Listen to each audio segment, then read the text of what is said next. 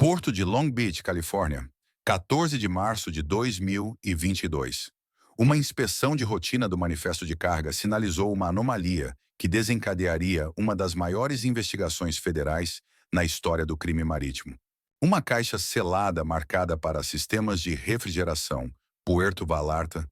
nunca chegou ao navio de carga MS Esperança, apesar de ter sido registrada no sistema de rastreamento computadorizado do porto como pronta para o embarque internacional. A caixa deveria ter sido carregada no navio como parte de uma operação de exportação de rotina. Mas quando os fiscais da alfândega realizaram sua inspeção pré-partida, o container não foi encontrado no porão de carga do navio ou em qualquer uma das áreas de preparação temporária onde a carga aguardava o processamento final. Antes de mergulharmos nesta história incrível, certifique-se de se inscrever no canal e de ativar o sino de notificação. Deixe um gostei se você está pronto para uma história que mudará a forma como você pensa sobre a segurança aérea e comente abaixo com o nome da sua cidade para que eu saiba de onde meus espectadores estão assistindo em todo o mundo. A revisão das imagens de segurança revelou um homem trabalhando sozinho perto da área de retenção da caixa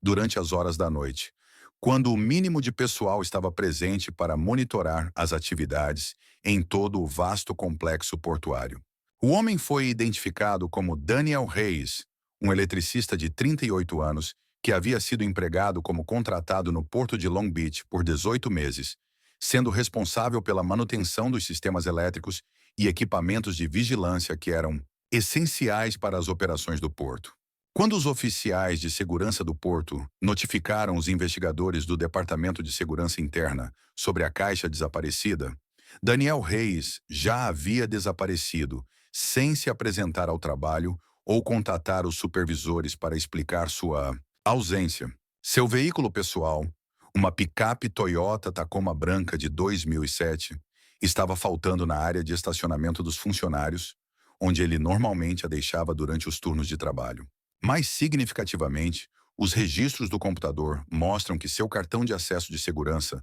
foi usado para desabilitar as câmeras de vigilância na área de manuseio de carga por exatamente 17 minutos durante o período em que a caixa desapareceu. Às 9 horas da manhã, os investigadores federais confirmaram através de fontes de inteligência que a caixa desaparecida não continha, na verdade, equipamento de refrigeração, mas era um carregamento de dinheiro de cartel oculto, projetado para transportar lucros de drogas de cidades americanas de volta para organizações criminosas no México. O valor estimado da carga roubada era de 12 milhões de dólares em moeda lavada, que havia sido selada a vácuo e disfarçada como equipamento industrial para evitar a detecção durante as inspeções alfandegárias de rotina. Daniel Reis tinha 38 anos quando decidiu roubar 12 milhões de dólares de um cartel de drogas mexicano.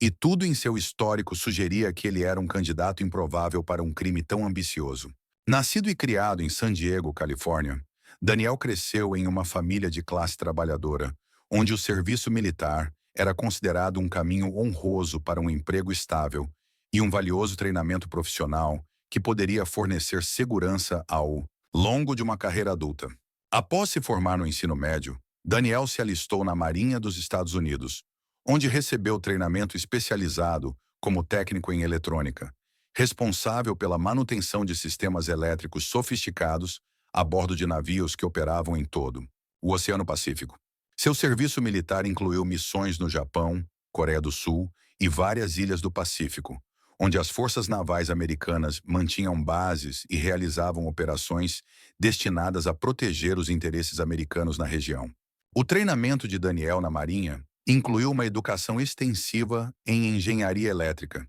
sistemas de computador,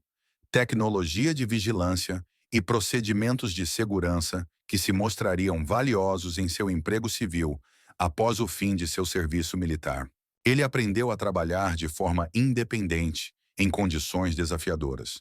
a solucionar problemas técnicos complexos sob pressão e a manter equipamentos que eram essenciais para a segurança e a eficácia de ativos militares caros. Após deixar a Marinha, Daniel encontrou emprego civil na indústria de contratação elétrica, usando seu treinamento militar e credencial de segurança para obter posições que exigiam conhecimento técnico especializado e a capacidade de trabalhar em instalações seguras, onde investigações de antecedentes eram obrigatórias para todo o pessoal. Daniel foi contratado como eletricista terceirizado no porto de Long Beach em setembro de 2020, durante um período em que as operações portuárias estavam se expandindo rapidamente devido ao aumento do comércio internacional e à necessidade de atualizar a infraestrutura elétrica envelhecida que dava suporte aos equipamentos de manuseio de carga, sistemas de vigilância e redes de comunicação essenciais para a gestão de uma das instalações de transporte mais movimentadas da América do Norte. Suas responsabilidades de trabalho incluíam manter os sistemas elétricos em todo o complexo portuário, solucionar problemas com câmeras de vigilância e equipamentos de segurança e garantir que a iluminação, a distribuição de energia e os sistemas de emergência funcionassem corretamente durante operações 24 horas que processavam milhares de contêineres de transporte todos os dias. A posição de Daniel exigia uma credencial de segurança de nível 2, que lhe concedia acesso a áreas restritas e equipamentos sensíveis que normalmente eram proibidos para a maioria dos funcionários do porto. Daniel era conhecido entre os supervisores e colegas de trabalho como quieto, confiável e frequentemente disposto a ficar até tarde para trabalhar em questões de manutenção, que não podiam ser abordadas durante as horas de pico de atividade de carga. Sua competência técnica e disposição para trabalhar de forma independente o tornaram valioso para a gestão do porto, que precisava de eletricistas capazes de lidar com problemas complexos sem exigir supervisão constante ou instruções detalhadas. Daniel vivia em um apartamento de estúdio alugado em East Los Angeles, mantendo um estilo de vida modesto que refletia a renda disponível para trabalhadores contratados no setor elétrico. Seus arranjos de moradia eram simples e funcionais, com poucas posses pessoais e nenhuma indicação de hobbies caros ou escolhas de estilo de vida que exigiriam uma renda além do que ele ganhava com seu emprego legítimo na instalação portuária. Daniel não tinha ficha criminal, histórico de viagens internacionais e mantinha hábitos financeiros consistentes com alguém que vivia dentro de seus meios com um salário de classe trabalhadora. Sua conta bancária mostrava depósitos regulares de seu empregador e despesas de rotina com aluguel, serviços públicos, comida e transporte, que eram típicas de adultos solteiros vivendo na área metropolitana de Los Angeles. Mas os colegas de trabalho se lembram de certas peculiaridades no comportamento de Daniel nos meses que antecederam seu desaparecimento, que mais tarde pareceriam significativas para os investigadores que tentavam entender como ele havia planejado e executado o roubo. Daniel frequentemente trabalhava sozinho durante os turnos noturnos, quando menos pessoas estavam presentes para observar suas atividades, e ele havia desenvolvido um interesse incomum em pontos cegos de vigilância em todo o complexo portuário que parecia ir além do necessário para suas tarefas normais de manutenção elétrica. Mais significativamente, Daniel havia comprado recentemente ferramentas de alta qualidade e equipamentos eletrônicos que eram mais caros do que o normalmente necessário para um trabalho elétrico de rotina. Ele também havia adquirido um segundo telefone celular pré-pago que não podia ser rastreado através de bancos de dados normais das agências de aplicação da lei, sugerindo que ele estava se preparando para atividades que exigiam segurança de comunicação e anonimato. Seu contrato de aluguel era de mês a mês, em vez dos arranjos de longo prazo que a maioria das pessoas prefere para a estabilidade financeira.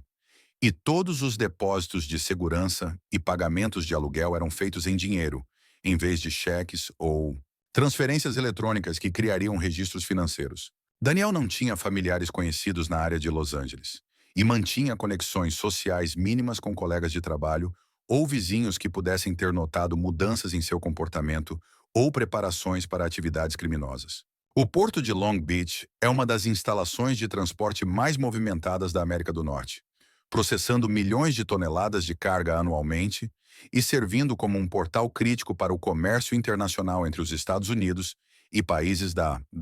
Ásia, América Central e América do Sul. O tamanho e o volume de atividade do porto o tornam atraente para organizações criminosas que precisam mover cargas ilegais por canais comerciais legítimos, sem atrair a atenção das agências de aplicação da lei. As autoridades federais haviam confirmado, através de coleta de inteligência e operações secretas, que a caixa desaparecida fazia parte de uma sofisticada operação de lavagem de dinheiro de cartel que usava a infraestrutura de transporte do porto para transportar lucros de drogas de cidades americanas de volta para organizações criminosas no México e na Colômbia. O sistema funcionava disfarçando carregamentos de dinheiro como carga industrial legítima, que não atrairia escrutínio detalhado durante inspeções alfandegárias de rotina. Caixas rotuladas como contendo peças industriais, máquinas ou equipamentos eram, na verdade, embaladas com milhões de dólares em moeda selada a vácuo que havia sido coletada de redes de distribuição de drogas que operavam em toda a Califórnia, Nevada, Arizona e outros estados do oeste. O dinheiro era embalado profissionalmente para evitar a detecção por cães farejadores de drogas, tratado com agentes químicos de mascaramento para eliminar odores que pudessem atrair a atenção de oficiais da alfândega e escondido dentro de milhões contêineres de carga com aparência legítima que continham a documentação e as etiquetas de envio apropriadas. A operação dependia de empresas de fachada registradas no México e na Colômbia, que pareciam ser importadores legítimos de equipamentos industriais americanos, mas que na verdade eram frentes para atividades de lavagem de dinheiro projetadas para integrar os lucros de drogas em sistemas financeiros legais. Essas empresas mantinham registros comerciais, pagavam impostos e realizavam transações comerciais de rotina que forneciam cobertura para operações criminosas,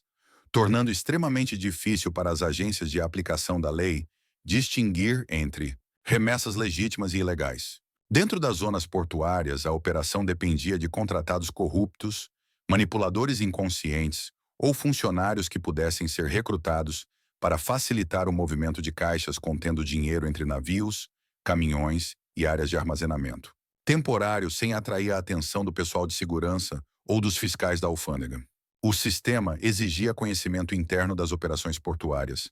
acesso a cronogramas de envio e a capacidade de manipular procedimentos de manuseio de carga para garantir que as remessas ilegais chegassem a seus destinos sem serem submetidas a uma inspeção intensiva. Essa operação, em particular, estava sob vigilância federal há meses como parte de uma investigação mais ampla sobre redes de lavagem de dinheiro de cartel que operavam em todo o sudoeste dos Estados Unidos. Mas a caixa contendo 12 milhões de dólares em dinheiro desapareceu antes que os agentes federais pudessem interceptá-la como planejado, sugerindo que alguém com conhecimento interno havia descoberto a investigação e agido para roubar o dinheiro antes que a lei pudesse apreendê-lo como evidência. Os investigadores acreditam que Daniel Reyes acessou dados de agendamento restritos e manifestos de envio que lhe permitiram identificar quais caixas continham dinheiro em vez de carga legítima. Sua posição como eletricista responsável pela manutenção de sistemas de computador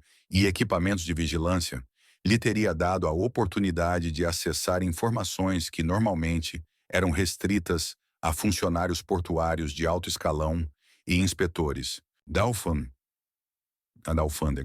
Daniel usou sua credencial de segurança de nível 2 para entrar na área de carga selada exatamente às 2h14 da manhã de 14 de março, quando o mínimo de pessoal estava presente e as operações de manuseio de carga estavam reduzidas apenas às atividades essenciais. Os registros de segurança mostram que ele passou seu cartão de acesso na entrada principal da zona restrita, onde a carga de alto valor era armazenada, aguardando a inspeção final e o carregamento em navios de saída. Uma vez dentro da área de carga, Daniel usou seu conhecimento de sistemas elétricos para desabilitar 2 das 3 câmeras de vigilância que monitoravam as atividades na seção onde a caixa contendo dinheiro estava armazenada. Os registros do computador indicam que as câmeras foram desligadas sob o pretexto de manutenção de rotina,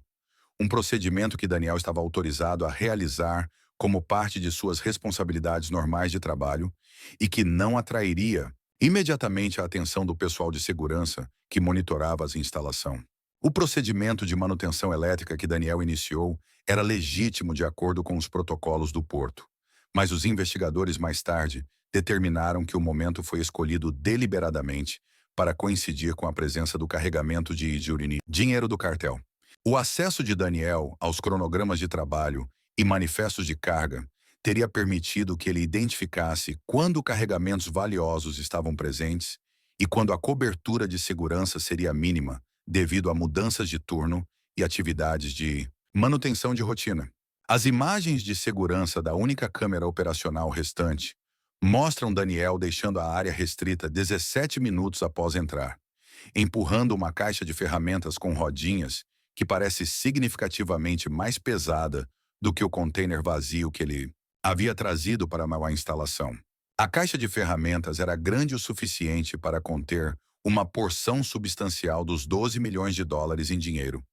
e os movimentos de Daniel sugeriam que ele estava lutando com um peso que excedia o que seria normal para ferramentas e equipamentos elétricos. A análise das imagens de vigilância por investigadores federais revelou mudanças sutis, mas significativas, no comportamento de Daniel durante o período de 17 minutos em que ele estava acessando o carregamento de dinheiro. Seu ritmo de trabalho normal era estável e metódico, mas os movimentos registrados mostravam sinais de urgência e estresse que eram consistentes com alguém realizando atividades ilegais sob pressão de tempo, enquanto tentava manter a aparência de um trabalho de manutenção de rotina. Nenhum outro trabalhador estava presente na área de carga durante o período em que Daniel estava acessando o carregamento de dinheiro, e os sensores de movimento que normalmente detectariam movimento não autorizado foram temporariamente desabilitados, como parte do procedimento de manutenção elétrica que Daniel havia iniciado.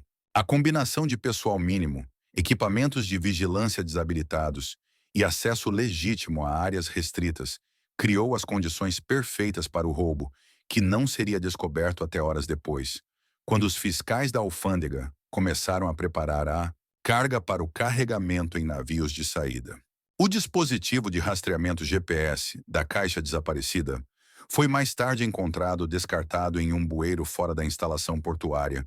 indicando que Daniel entendia a tecnologia usada para monitorar os movimentos de carga e havia tomado medidas para evitar que o dinheiro roubado fosse rastreado por meio de sistemas eletrônicos. A remoção e o descarte profissionais do dispositivo de rastreamento sugeriam que Daniel havia planejado o roubo cuidadosamente e entendido as medidas de segurança que precisariam ser superadas para evitar a detecção imediata. O dispositivo GPS havia sido cuidadosamente removido de sua localização de montagem dentro da caixa, usando ferramentas que estariam disponíveis para um eletricista com o treinamento e a experiência de Daniel. O dispositivo foi encontrado a aproximadamente 2 milhas da instalação portuária, em um local que sugeria que Daniel o havia descartado enquanto se afastava do local do roubo,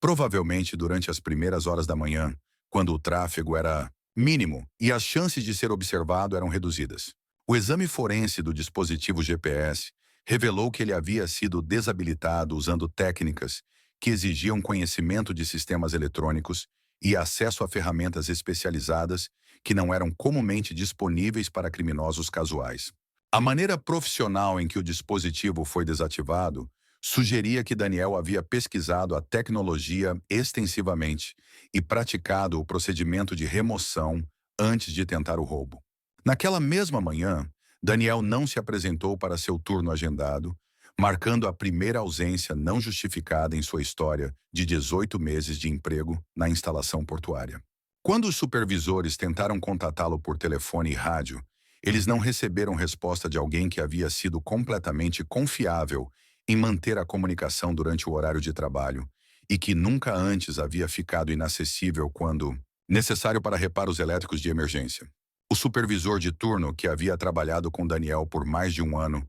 mais tarde disse aos investigadores que a ausência era completamente fora do comum para alguém que nunca havia faltado ao trabalho sem aviso prévio e que sempre esteve disponível para chamadas de emergência quando sistemas elétricos críticos exigiam atenção imediata. O súbito desaparecimento de Daniel levantou preocupações imediatas sobre sua segurança e paradeiro. O veículo pessoal de Daniel, a picape Toyota Tacoma branca que ele havia dirigido para o trabalho todos os dias por mais de um ano,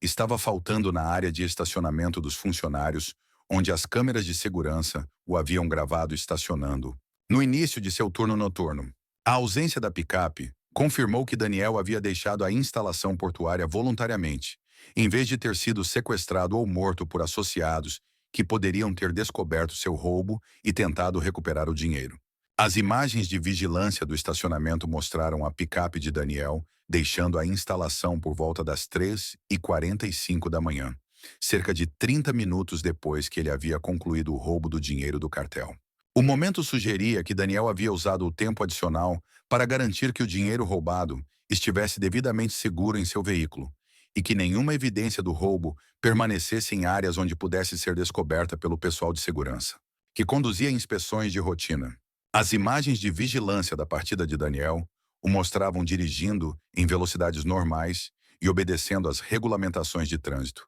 sugerindo que ele não estava em pânico ou com pressa para fugir, mas estava seguindo um procedimento cuidadosamente planejado para deixar a instalação sem atrair a atenção. Sua postura calma durante a partida era consistente com alguém que havia gasto um tempo considerável planejando o roubo e estava confiante de que seu plano de fuga seria bem-sucedido. Oficiais de polícia e agentes do Departamento de Segurança Interna visitaram o apartamento de estúdio de Daniel no dia seguinte, como parte da investigação inicial sobre seu desaparecimento e o dinheiro do cartel desaparecido. O apartamento estava localizado em um complexo que abrigava muitos trabalhadores portuários e outros funcionários de colarinho azul que precisavam de moradia acessível perto de seus locais de trabalho, tornando a residência de Daniel típica de pessoas empregadas em posições semelhantes. O apartamento estava destrancado, sugerindo que Daniel não esperava voltar ou o havia deixado deliberadamente acessível para os investigadores, que certamente procurariam pistas sobre seu paradeiro e planos. A porta destrancada era incomum para alguém que vivia em uma área urbana, onde as taxas de criminalidade tornavam as precauções de segurança essenciais, sugerindo que Daniel havia tomado uma decisão consciente de facilitar a investigação ou estava com muita pressa para garantir as instalações adequadamente. Dentro do apartamento, os investigadores encontraram uma cena que sugeria uma partida apressada, mas organizada, em vez de uma fuga em pânico. A cozinha estava limpa com comida ainda na geladeira,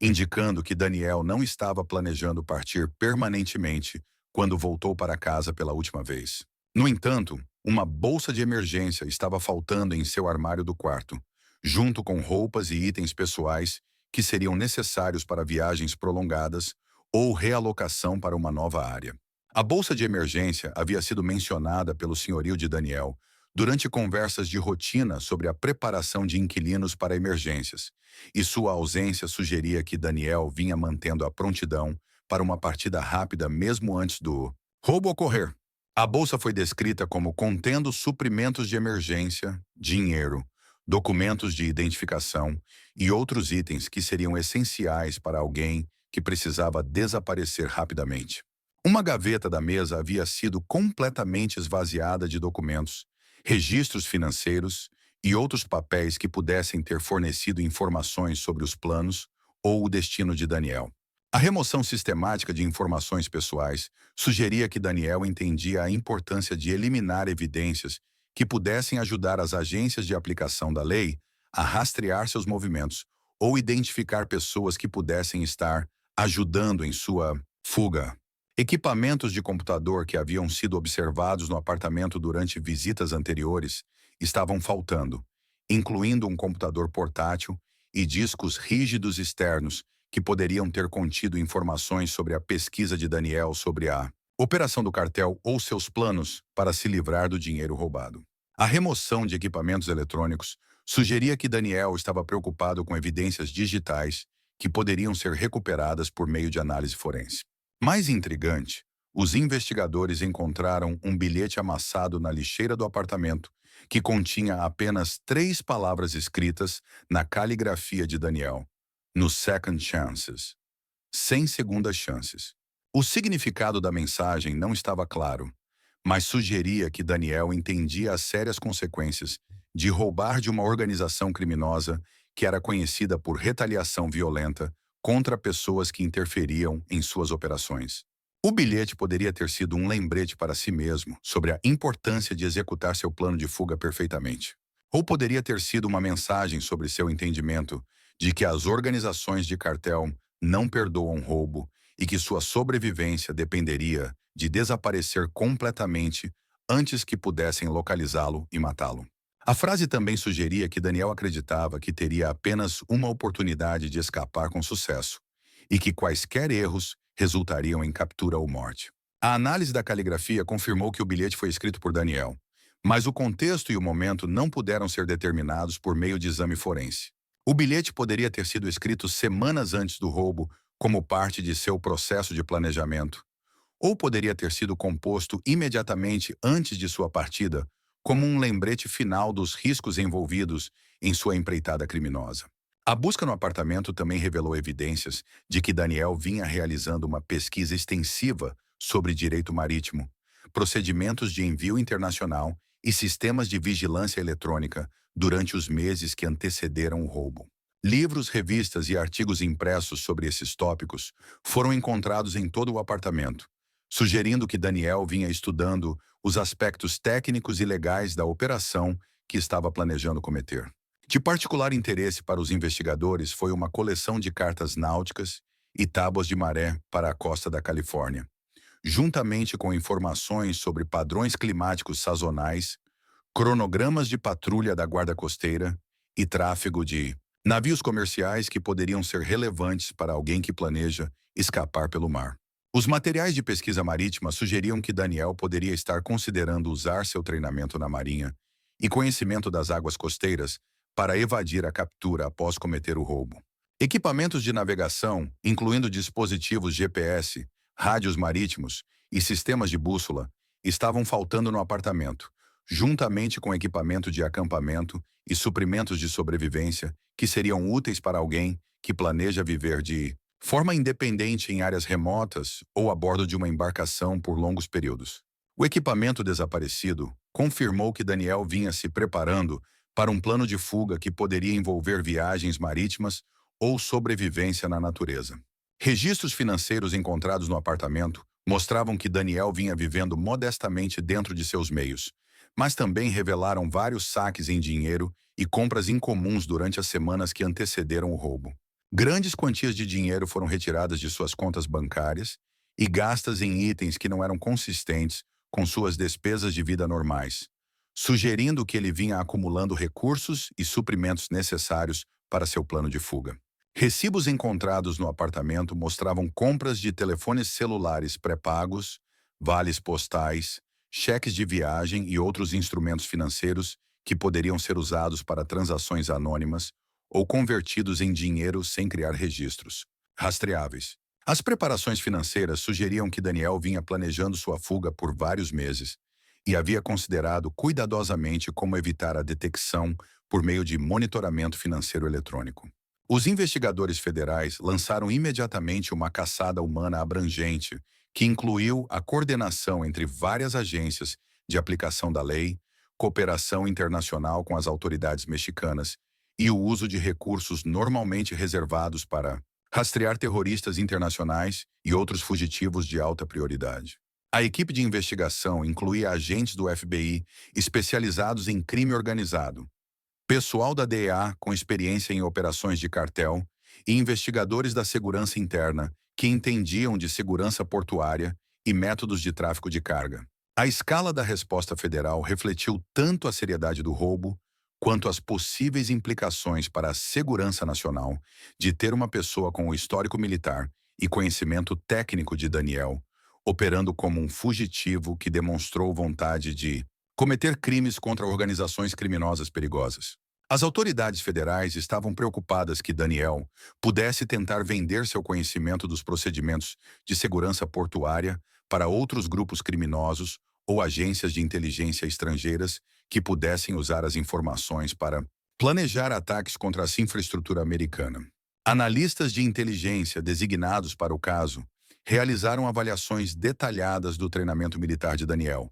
perfil psicológico e destinos potenciais onde alguém com seu histórico e recursos poderia tentar estabelecer uma nova identidade. A análise incluiu a avaliação de países que não tinham tratados de extradição com os Estados Unidos, regiões onde fugitivos americanos haviam se escondido com sucesso no passado, e locais onde as habilidades técnicas de Daniel seriam valiosas para empregadores locais ou organizações criminosas. O FBI confirmou, através de fontes de inteligência e operações de vigilância em andamento, que a caixa roubada fazia parte de uma operação de inteligência federal maior que havia sido projetada para identificar e processar membros da rede de lavagem de dinheiro do cartel que operava através do porto de Long Beach por vários anos. Agentes federais vinham monitorando a operação por meses, coletando evidências sobre cronogramas de envio, pessoal envolvido e transações financeiras que seriam necessárias para o processamento bem-sucedido da organização criminosa. A operação de inteligência envolveu a colocação de dispositivos de rastreamento e equipamentos de vigilância dentro de carregamentos genuínos de dinheiro de cartel,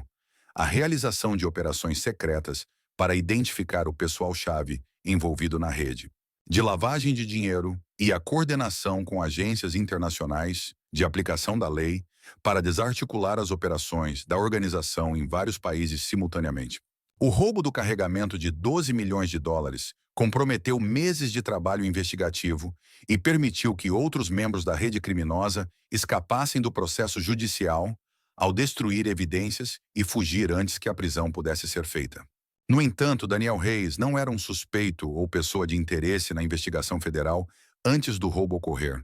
e seu nome nunca havia aparecido em relatórios de inteligência ou resumos de vigilância relacionados à operação do cartel. As verificações de antecedentes realizadas como parte de seu emprego na instalação portuária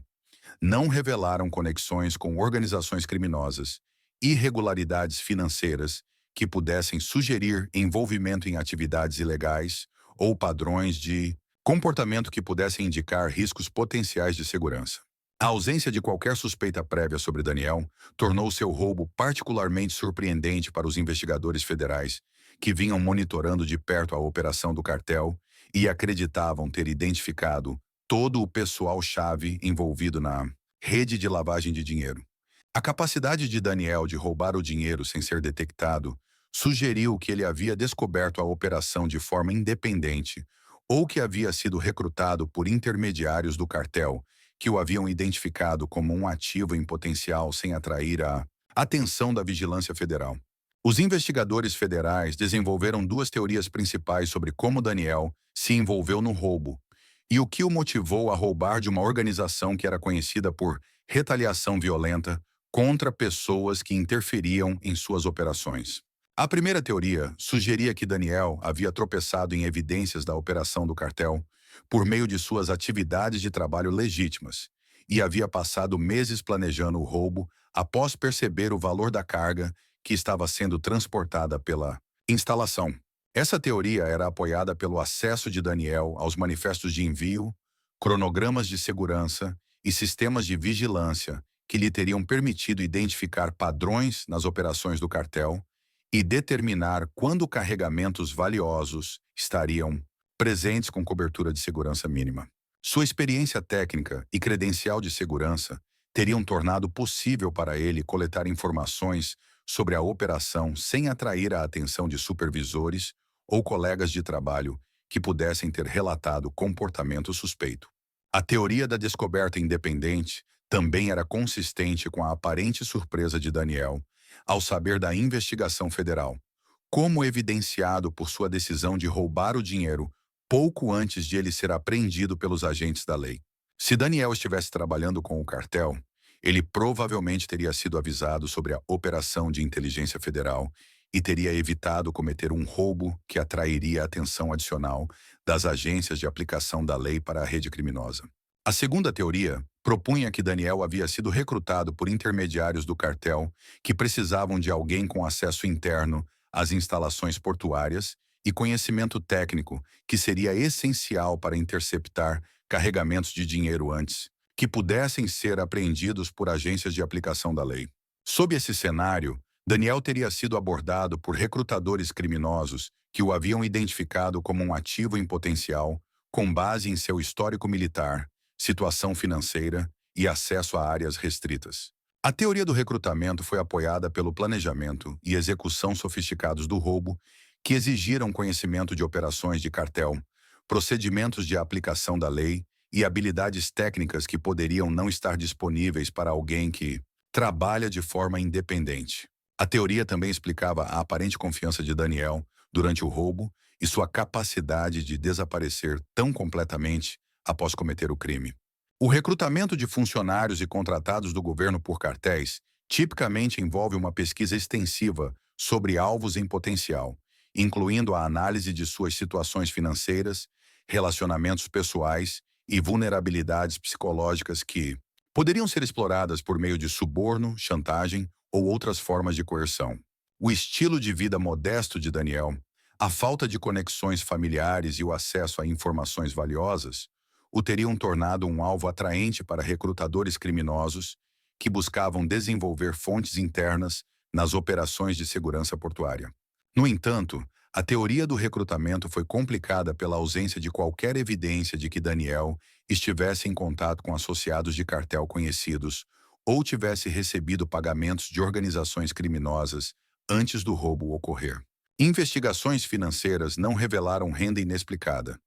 despesas incomuns que pudessem indicar envolvimento criminoso ou comunicação com indivíduos que estavam sob vigilância federal, como parte da investigação de lavagem de dinheiro. O histórico de Daniel na Marinha lhe forneceu conhecimento especializado que seria valioso para evadir a perseguição da lei e do cartel após cometer o roubo, independentemente de ele ter agido de forma independente ou ter sido recrutado por organizações criminosas. Seu treinamento militar incluiu educação sobre sistemas de radar, navegação costeira, transporte marítimo e procedimentos de comunicação que poderiam ser usados para evitar a detecção por autoridades que procuravam fugitivos tentando escapar pelo Fordimart, Sir Washington. O pessoal naval recebe treinamento extensivo na compreensão de padrões de cobertura de radar, zonas mortas onde a vigilância eletrônica é ineficaz e métodos para se mover em águas costeiras sem ser detectado por patrulhas da Guarda Costeira ou outras agências de aplicação da lei marítima. Seu treinamento militar incluía educação sobre sistemas de radar, navegação costeira, transporte marítimo e procedimentos de comunicação que poderiam ser usados para evitar a detecção por autoridades que procuram fugitivos tentando escapar pelo mar. O pessoal naval recebe um treinamento extensivo para entender os padrões de cobertura de radar, as zonas mortas onde a vigilância eletrônica é ineficaz e os métodos para se mover por águas costeiras sem ser detectado por patrulhas da Guarda Costeira ou outras agências de aplicação da lei marítima. Os 6 anos de serviço militar de Daniel lhe teriam proporcionado conhecimento sobre técnicas de navegação,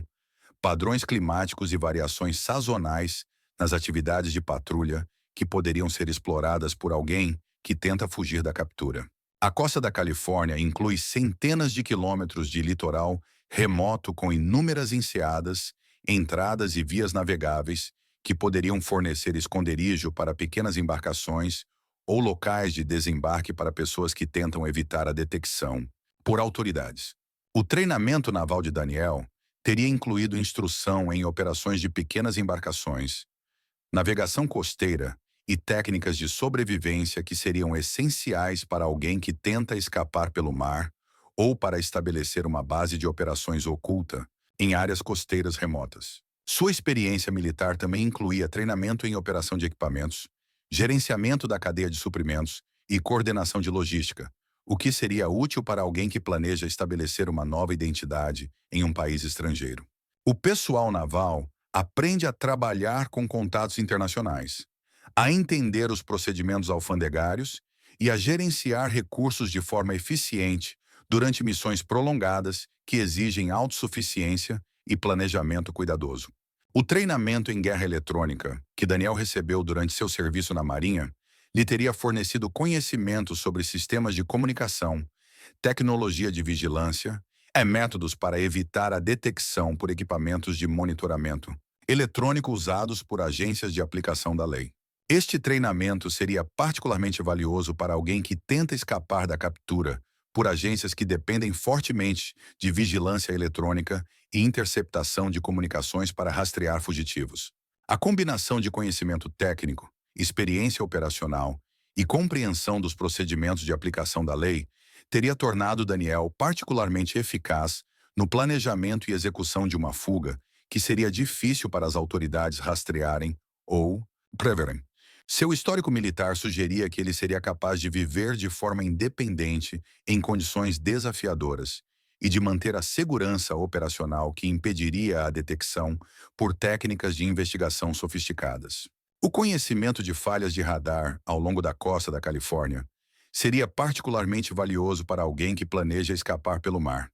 porque essas áreas fornecem janelas onde pequenas embarcações podem se mover sem serem detectadas por sistemas de vigilância da Guarda Costeira ou radares de controle de tráfego aéreo civil que às vezes são usados para monitorar atividades marítimas. O treinamento naval de Daniel teria incluído instrução sobre como identificar e explorar essas falhas na cobertura. O conhecimento de águas costeiras, adquirido durante o serviço militar de Daniel, incluiria a compreensão de correntes, marés, padrões climáticos e variações sazonais que afetam a navegação e a segurança marítima. Essa informação seria essencial para alguém que planeja usar pequenas embarcações ou outros meios de transporte aquático para viajar ao longo da costa ou para chegar a destinos no México ou em outros países, que poderiam fornecer santuário para fugitivos americanos. As técnicas de contrabando de equipamentos apreendidas durante o serviço de Daniel na Marinha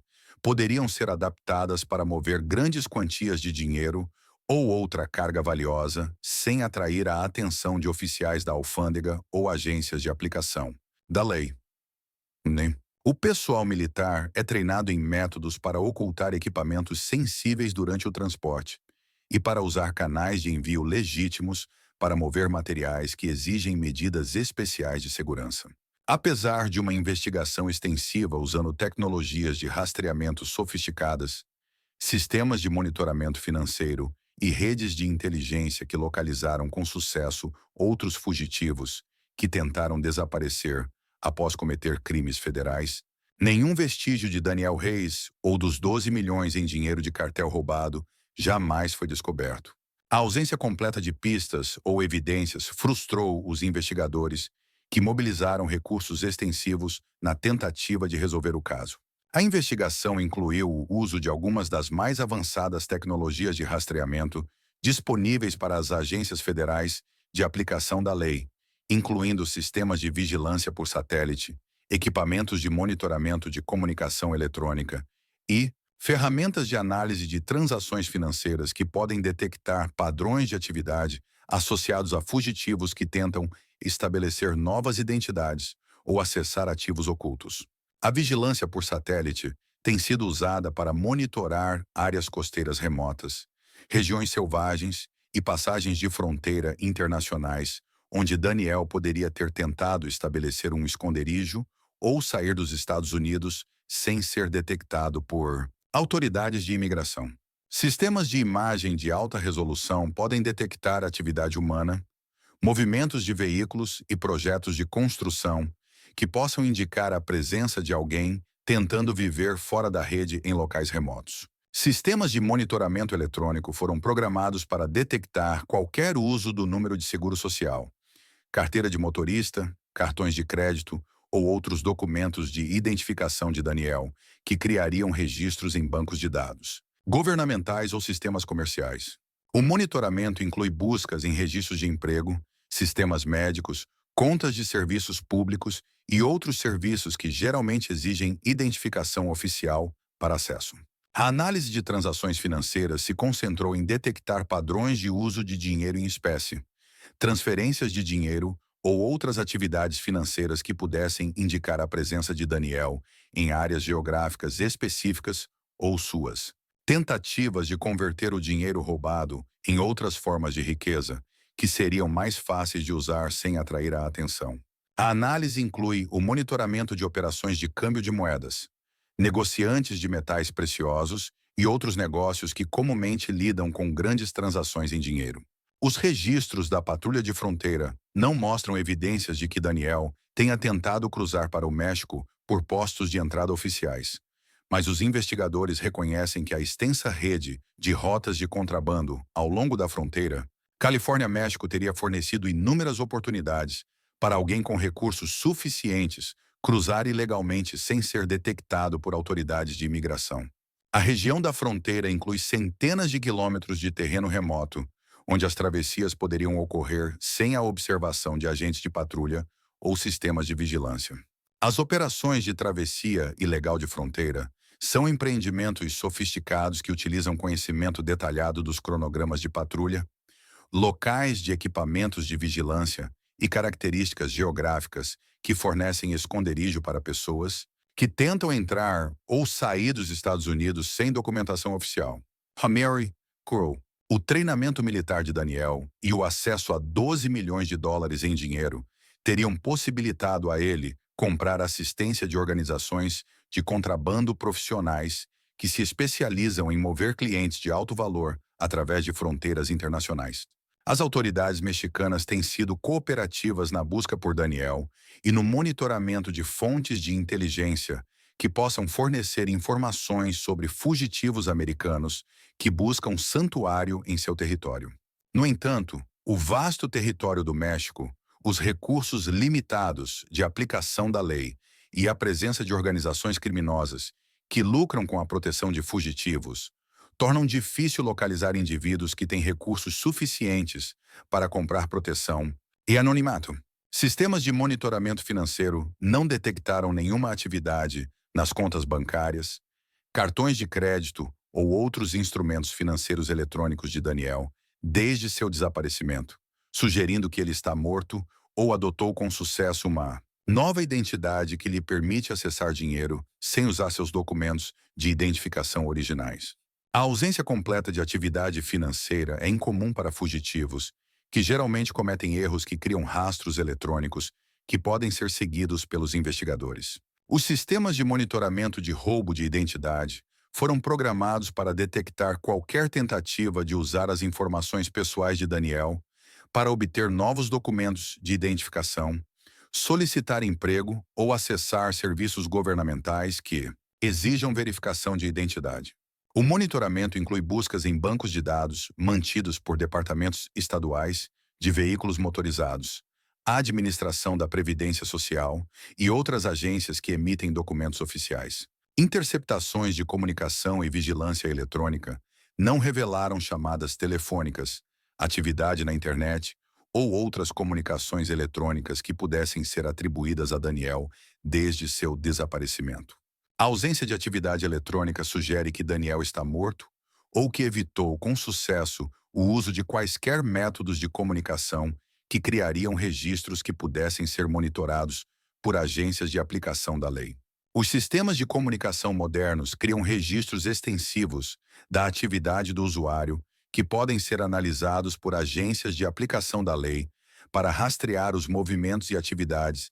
de indivíduos que estão sob investigação. A ausência completa de quaisquer assinaturas eletrônicas associadas a Daniel sugere que ele foi morto logo após o roubo ou que adotou com sucesso métodos para evitar a detecção que são extremamente sofisticados e exigem conhecimento extensivo de tecnologias de vigilância. Fontes de inteligência dentro de organizações criminosas não forneceram nenhuma informação sobre o paradeiro ou o destino de Daniel, apesar dos esforços extensivos dos agentes federais para desenvolver informantes que pudessem ter conhecimento sobre atividades de retaliação de cartel ou esforços para recuperar o dinheiro roubado. A ausência de inteligência de fontes criminosas é significativa porque os cartéis geralmente usam redes de associados para coletar informações sobre pessoas que os roubaram. As operações de inteligência de cartéis são frequentemente mais extensas e sofisticadas do que as disponíveis para as agências de aplicação da lei, porque as organizações criminosas podem usar métodos como tortura, suborno e intimidação que não estão disponíveis para investigadores legítimos. O fracasso das redes de inteligência de cartel em localizar Daniel sugere que ele está morto ou que se escondeu com sucesso em um local onde as organizações criminosas não podem operar de forma eficaz. A organização do cartel que perdeu os 12 milhões teria conduzido sua própria investigação sobre o paradeiro de Daniel, oferecendo recompensas substanciais por informações que pudessem levar à recuperação de seu dinheiro e à identificação de qualquer pessoa que possa ter ajudado no roubo. O interesse contínuo das organizações criminosas sugere que Daniel permanece em risco, independentemente de onde ele possa estar se escondendo, porque os líderes do cartel não podem se dar ao luxo de deixar o roubo de seu dinheiro impune sem encorajar crimes semelhantes por outras pessoas que têm acesso às suas operações. As investigações de cartel tipicamente envolvem métodos que não estão disponíveis para agências de aplicação da lei, incluindo tortura, intimidação e execução de suspeitos que possam ter informações sobre atividades criminosas. A reputação da organização por violência e minuciosidade na perseguição de pessoas que roubam dela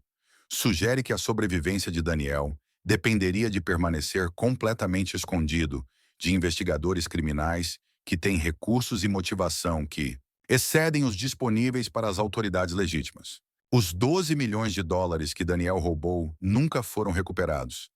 apesar dos esforços extensivos tanto de agências de aplicação da lei quanto de organizações criminosas para localizar o dinheiro e determinar como ele estava sendo usado ou convertido em outras formas de riqueza. A ausência de qualquer rastro do dinheiro roubado sugere que Daniel o destruiu, o que é improvável dada a quantia envolvida, ou o converteu com sucesso em ativos que não podem ser rastreados por métodos investigativos normais.